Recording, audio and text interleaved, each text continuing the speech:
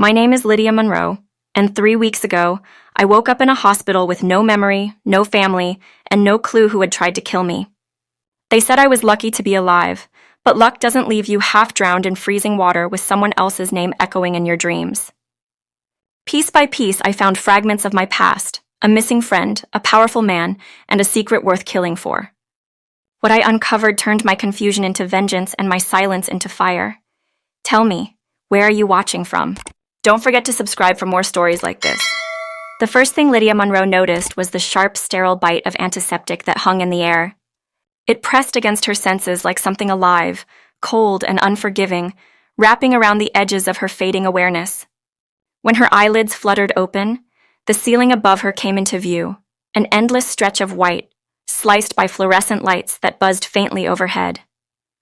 Her skull pulsed with pain, dull and heavy, as if someone had swung a hammer against it. She tried to move, but even the faintest twitch of her arm sent waves of nausea rolling through her. A voice floated to her through the haze, low, calm, measured. "Can you tell me your name?" She blinked, her vision sharpening on the man in a white coat standing beside her bed. His face was kind, but his eyes were cautious, searching. Lydia opened her mouth to answer, but no sound came. Her throat worked, her lips parted, but there was nothing. Panic climbed her chest in hot, erratic pulses. Not because her voice was gone, but because there were no words inside her to give. She had no name, no identity. Her mind was an empty canvas, scrubbed clean. The doctor's voice softened as he scribbled something on his clipboard. "You've suffered a head injury," he explained, speaking slowly as if to someone half awake. "And hypothermia. Temporary amnesia isn't unusual in cases like this. You're safe now, but it might take time for things to come back." He gave her a faint, encouraging smile, but it meant nothing to her. He might as well have been speaking a language she didn't understand. He turned away, murmuring something to the nurses near the doorway, fragments of words she caught but couldn't string together. Concussion, hypothermia, observation. They glanced at her with a kind of quiet pity that made her feel less human and more like a ghost. When the room emptied, the silence pressed down, thick and suffocating. She closed her eyes, and in that silence came the faint echo of water, cold, endless, and alive. It lapped at her skin, crawled up her chest, filled her lungs. Lydia jerked under the blanket, shivering, clutching the thin fabric against her trembling body, but the sensation of drowning lingered deep inside her bones. The next morning, the doctors made their rounds. A tall man with rectangular glasses stopped at the foot of her bed. "Still no memory?" he asked, almost too casually. Lydia shook her head. Her body was intact, but her mind was splintered. Later that afternoon, the ward buzzed with life, families visiting, nurses laughing softly. Across from Lydia, an old woman's grandson sat perched on the edge of a chair, restless and curious. He couldn't stop glancing at Lydia, and finally, his curiosity won. He stood and walked over, clutching a soda can like a peace offering. "Hey," he whispered. "Is it true you don't remember who you are?" Lydia turned her head toward him, her eyes blank, her movements slow. She gave a tiny nod. The boy's eyes widened, his tone brightening with a kind of innocent wonder. "That's wild, like movie wild." He lifted his phone suddenly, grinning. "You know, maybe I can help. There's this thing online, reverse image search. If I take a picture, we might find you." Before Lydia could even process his words, he snapped a photo and began tapping furiously. The seconds stretched, his focus intense. Then suddenly, his face lit up. "Found you!" he shouted, too loud. A nurse hissed for silence, but he ignored her. He turned his phone toward Lydia. There, on the screen, was a face. Her face. The woman staring back looked both familiar and foreign. Beneath it, the name read Lydia Monroe. Her breath caught, her heart hammering in her chest. Lydia. The name rippled through her mind, faint but powerful, awakening something fragile. The boy smiled triumphantly. "That's you, Lydia Monroe. I told you it'd work." She reached for the phone, her fingers trembling as they brushed the glass. Lydia Monroe. The words felt heavy, both a lifeline and a weight dragging her under. She had a name now, but no past, no story to attach to it. And deep down, she knew that whatever had stolen her memory wasn't finished with her yet. That night, sleep came in jagged pieces. When dreams did come, they were merciless. She was standing waist-deep in freezing black water, her hair clinging to her face, her body numb. Someone was shouting her name through the wind, then a flash, a hand rising, a blow to her skull, and the world collapsing into darkness. Lydia jolted awake with a gasp, her gown soaked in sweat, her heart thrashing in her chest. The ward was quiet, the others lost in peaceful sleep, but her own body shook uncontrollably. It wasn't a dream, it was a memory. The water, the shouting, the strike, every fragment of it pulsed behind her eyes. For the first time, she realized that whoever had left her in that cold abyss had wanted her gone. 3 days later, the doctors decided she was well enough to leave. Lydia Monroe sat on the edge of the hospital bed with a folder of discharge papers and instructions she barely understood. The nurse smiled kindly as she explained, but the words sounded distant, muffled, meaningless. Her clothes were returned to her in a clear plastic bag, jeans stiff with dried salt, a sweatshirt that smelled faintly of sea air. She dressed slowly, her movements clumsy, as if every gesture belonged to someone else. Outside, Seattle greeted her with gray skies and soft drizzle. The cab she climbed into smelled faintly of coffee and cigarettes. The driver asked for her address, and Lydia froze. After a long pause, she reached into the envelope the police had given her and pulled out a slip of paper. An address was written there in sharp handwriting, Capitol Hill, 2nd floor. She handed it to the driver, her pulse quickening as the city blurred past the windows. When the cab stopped, she found herself in front of a modest brick building squeezed between two small cafes, its walls crawling with ivy. She climbed the narrow staircase to the 2nd floor, her hand trembling as she fitted the key into the lock. The door swung open with a faint creak, releasing a rush of air that smelled faintly of coffee and dust. She stepped inside, and something inside her chest tightened. Without thinking, she turned left toward the kitchen. Her feet moved like they remembered every corner, every turn. The chipped mug waiting in the cabinet, the faint hum of the refrigerator, the familiar placement of the sink handles, cold on the right, hot on the left. Her muscles remembered what her mind could not. It was both comforting and terrifying. The apartment was small but warm, alive with the faint hum of a life once lived. On the couch sat a photo album thick with pictures. Lydia flipped through it with trembling fingers. There she was, smiling beside friends, posing on hiking trails, standing at a Christmas tree with her parents. But one face appeared again and again beside hers, a dark-haired woman with eyes like stormlight and a grin full of mischief. A name surfaced like a ghost, Rebecca Cole. The sound of it made Lydia's stomach twist. She didn't know why, but something inside her told her that Rebecca mattered more than anyone else. Then the phone rang, its shrill tone slicing through the stillness. Lydia jumped, nearly dropping the album. She searched the room until she found the cordless handset buried under unopened mail. "Lydia?" a woman's voice said urgently.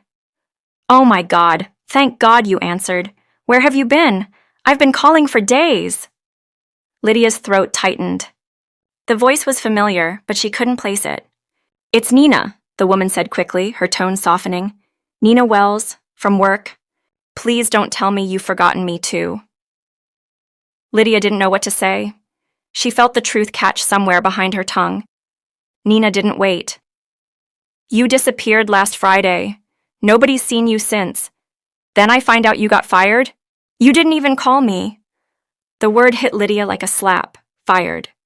Images flashed in her mind. Fluorescent office lights. A manager's voice cold with authority, her own humiliation sitting like a stone in her chest. She could almost taste the bitterness of it. "Lydia?" Nina's voice dropped to a whisper. "I know things were bad after Mark, but you didn't deserve this." The name slammed into her like a wave. Mark. She saw him now, his jaw tight with anger, his voice sharp as glass. "You're worthless without that job, Lydia. I didn't sign up for your failures." The memory was so vivid she could almost feel the sting of tears on her cheeks again. Her fingers tightened around the phone. "Lydia, are you okay?" Nina asked, her voice trembling slightly. Lydia's answer came out in a whisper. I'm starting to remember." There was a pause. Then Nina's voice steadied. "I'm coming over tomorrow. You shouldn't be alone right now." The line went dead.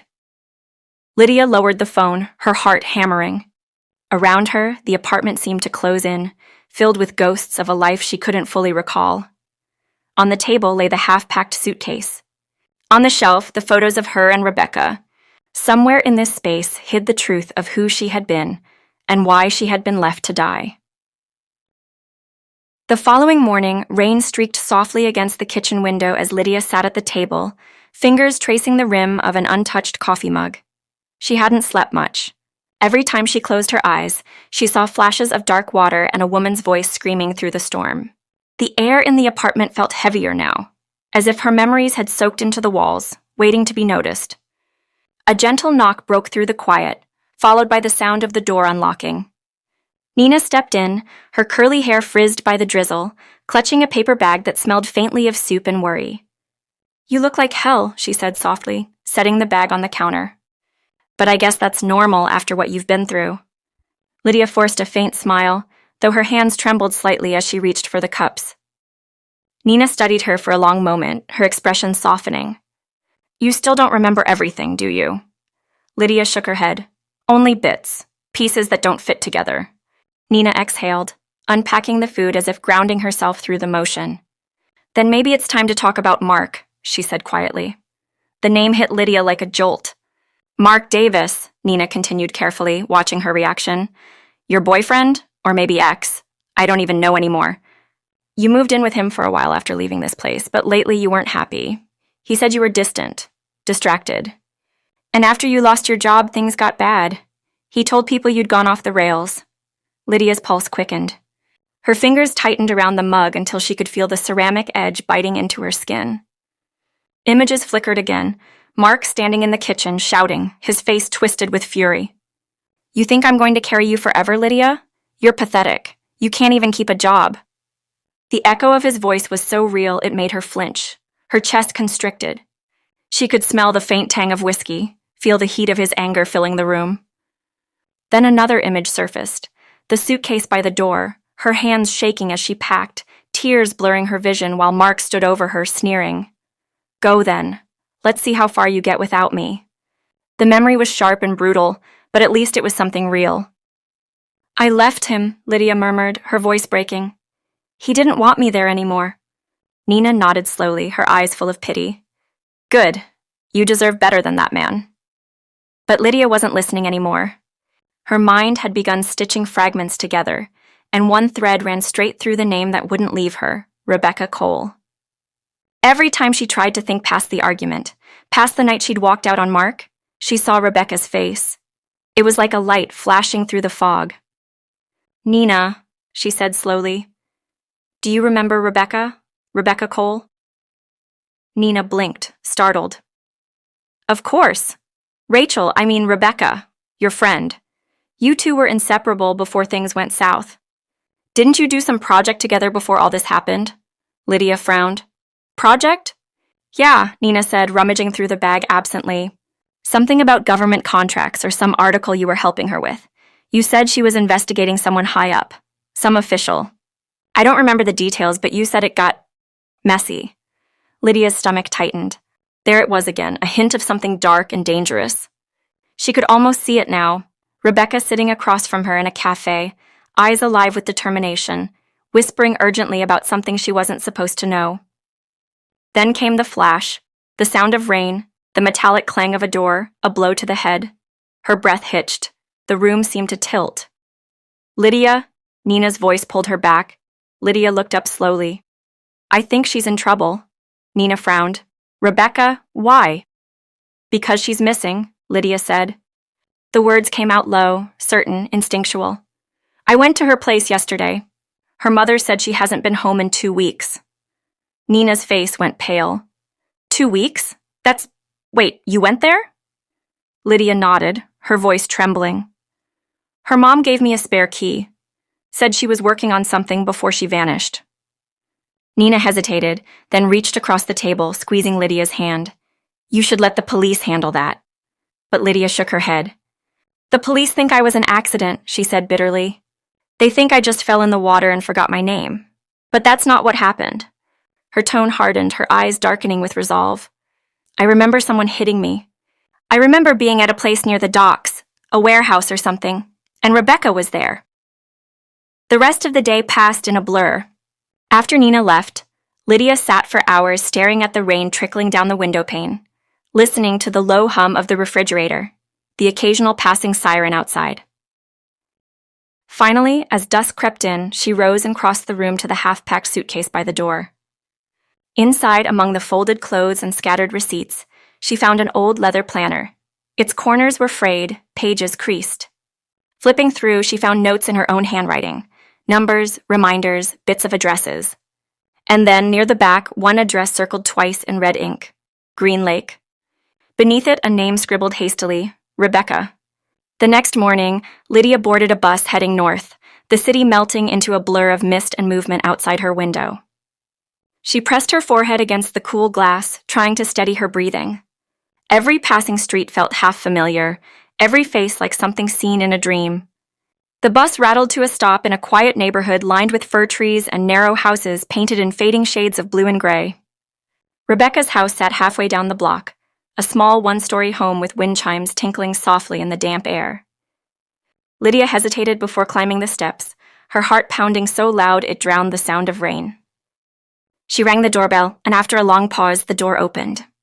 An older woman stood there, her silver hair tucked neatly behind her ears, her eyes sharp but tired. "Yes?" she asked cautiously. Lydia took a small breath. "I'm Lydia Monroe," she said, her voice unsteady. "I'm a friend of Rebecca's. I was hoping to see her." The woman's face flickered, recognition, then sorrow. "You're one of her colleagues, aren't you? I'm her mother." She stepped back, motioning for Lydia to enter.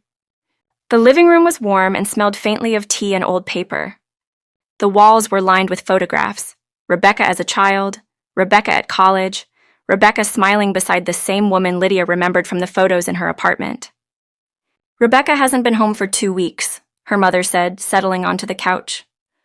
"She said she had a meeting downtown, something about work, but she never came back. I've called everyone I can think of. No one's seen her, not even the paper she worked for." Lydia felt her pulse quicken. Did she ever mention who she was meeting? The woman shook her head. Just that it was important. Lydia's mind raced. The fog inside her head began to thin, revealing flashes of memory. Rebecca's voice whispering about a man named Victor Green.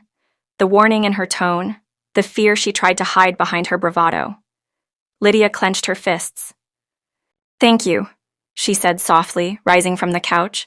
"I think I know where to look." By the time she reached Fremont, the rain had turned steady and cold, soaking through her jacket. Rebecca's apartment was tucked behind a small espresso bar, the windows dim, the blinds drawn. Lydia used the spare key Rebecca's mother had pressed into her hand, the metal trembling between her fingers. The door creaked open, revealing chaos. Papers were strewn across the table, notebooks stacked in uneven piles.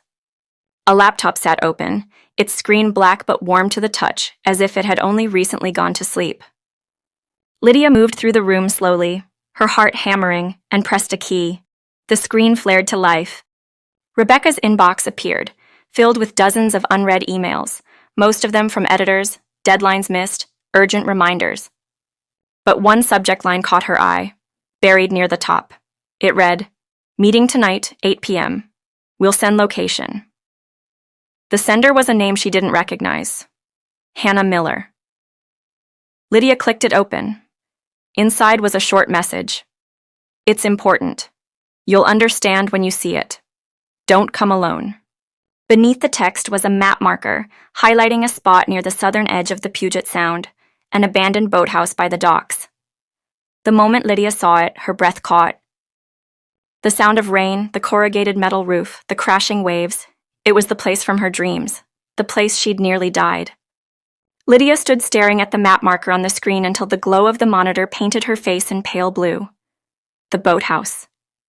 The image in her head was no longer a fragment or dream. It was memory, raw and uninvited. She could hear the sound of the rain on the metal roof, feel the sting of salt air, taste blood in her mouth. Her body remembered everything her mind had tried to bury. She slipped Rebecca's laptop into her bag, her hands trembling as she zipped it shut, then turned and walked out into the darkening street. Seattle's drizzle had thickened to a gray veil, wrapping the city in a kind of heavy, secret silence. The bus ride south felt endless. Every stop, every lurch of motion carried her deeper into the pit of something she couldn't name. By the time she stepped off near the docks, the last of the daylight had disappeared behind a low bank of clouds. The boathouse stood like a forgotten skeleton at the edge of the water. Its paint had long since peeled away, leaving streaks of rust and rot. The smell of seaweed and oil mixed in the air. Lydia hesitated, her breath visible in the cold night air. The wooden boards creaked beneath her shoes as she climbed the narrow steps to the second floor. A broken door hung slightly ajar. The wind hissed through the cracks like a whisper warning her to turn back, but she didn't. She pushed it open, the hinges shrieking in protest, and stepped inside. The air was damp and heavy with the scent of mold and salt. Broken furniture was scattered around, shards of glass glittering faintly on the floor. Yet one table in the far corner was untouched, neat, deliberate, as though someone had worked there recently. Lydia moved closer, her pulse hammering in her ears. On the tabletop were photographs pinned together by paper clips, names scrawled in bold ink, official-looking documents stamped with government seals. And at the center of it all was a face she recognized even before her conscious mind caught up. Victor Green. The name ripped through her like lightning. She saw flashes now, clearer than ever. Rebecca sitting at this very table, voice urgent, eyes fierce. "He's not just corrupt, Lydia," she'd whispered. "He's dangerous. He's stolen millions and he's killed to keep it quiet." Lydia had leaned in, heart racing, her fingers brushing the folder Rebecca slid toward her. Inside had been proof. Bank transfers, contracts, falsified procurement papers linking Green to illegal pharmaceutical deals. Rebecca had been chasing a story big enough to destroy him. And Lydia, loyal and reckless, had agreed to help. Then came the rest of it. The sound of footsteps pounding up the stairs, the door slamming open, the flash of two men in dark coats. One of them had shouted her name. Rebecca had screamed, "Run!" But Lydia hadn't made it far before pain exploded at the back of her skull. The world had gone black. Now standing in the same room weeks later, Lydia pressed a trembling hand to the spot on her head, feeling the phantom ache pulse beneath her fingers. A noise behind her snapped her back. She turned sharply, heart in her throat. A figure stood framed in the doorway, half-shadowed by the flicker of a dying light. "You shouldn't have come back here," the voice said quietly. Lydia froze. It was a woman's voice, measured, calm, but threaded with tension. She stepped closer, and the dim light caught her face. Hannah Miller. The name from the email. Her expression was wary, almost mournful. "I knew someone would come eventually," she said, glancing past Lydia toward the table. "But I hoped it wouldn't be you." Lydia's voice shook. "Where's Rebecca?" Hannah hesitated, then exhaled. "Gone." The word was so soft it barely reached Lydia's ears. "She met me here that night. She thought she could hand over everything safely. But Green's people were already watching. They wanted to make sure the files disappeared." Lydia took a step forward, her breath quickening. "Then the attack—" "They hit you both," Hannah said flatly. "Rebecca fought back, but they dragged her out before I could stop them. I ran. I'm not proud of it, but I ran." She swallowed hard, her eyes glistening. "I've been in hiding ever since. Green's reach goes further than you think. If he finds out you're alive—" "He already tried to kill me once," Lydia said quietly. "He failed." For a long moment, the two women stared at each other, the rain drumming against the roof. Then Lydia crossed to the table, gathering the papers into a stack. "These," she said, her voice steady now. "They can't disappear again. Not this time." Hannah shook her head. "You don't understand. This isn't just a scandal, it's murder. Rebecca found evidence that Green ordered people killed to cover his tracks. If you go after him, he'll finish what he started."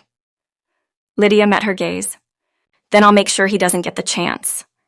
That night, she didn't go home. Instead, she found herself sitting in a 24-hour diner near the harbor, the folder open in front of her, its contents spread across the sticky surface of the booth. Each document was a piece of a puzzle, each photograph a ghost whispering her name. There was enough here to expose everything, to bring Green down. But the more she read, the more one truth hardened inside her.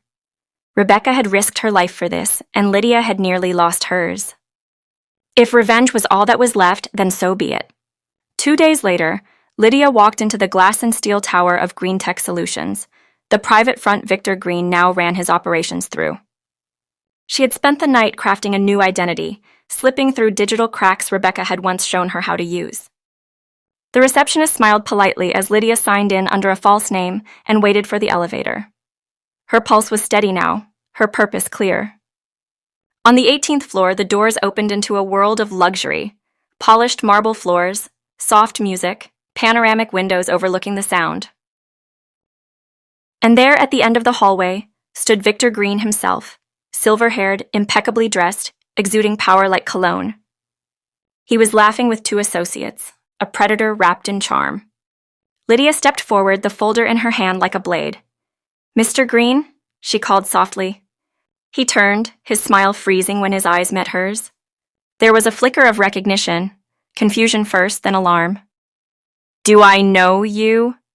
he asked, voice sharp now. "You tried to," she said coldly, "but you left me for dead instead." He went still, eyes narrowing. Lydia stepped closer, placing the folder on the polished glass table between them. "This," she said, "is everything Rebecca found. Contracts, transfers, emails. You've built your empire on blood, and it's about to collapse." His expression didn't change, but the color drained slightly from his face. He gave a slow smile that didn't reach his eyes. "You think you can scare me with paperwork?" "No," Lydia said softly. "I think the FBI can." Before he could respond, she pulled her phone from her pocket and hit send. Somewhere across the city, files began uploading to encrypted servers, pre-programmed to reach every major outlet by morning. Green's composure cracked for the briefest second, and in that moment, Lydia saw fear bloom in his eyes. She turned to leave. "Rebecca died for this," she said, her voice trembling with fury. "I nearly did too. But now, you'll drown in the same lies you built your fortune on."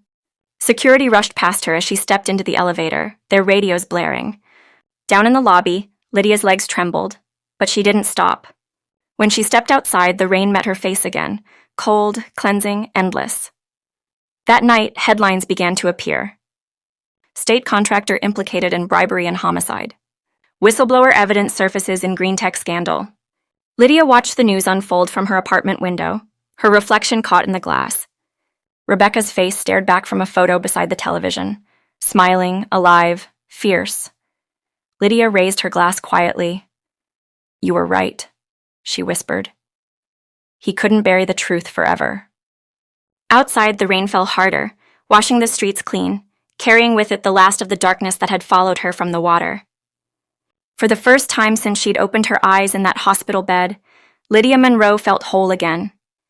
Not because her memory had fully returned, but because the part that mattered, her courage, her purpose, her need for justice, had never truly left.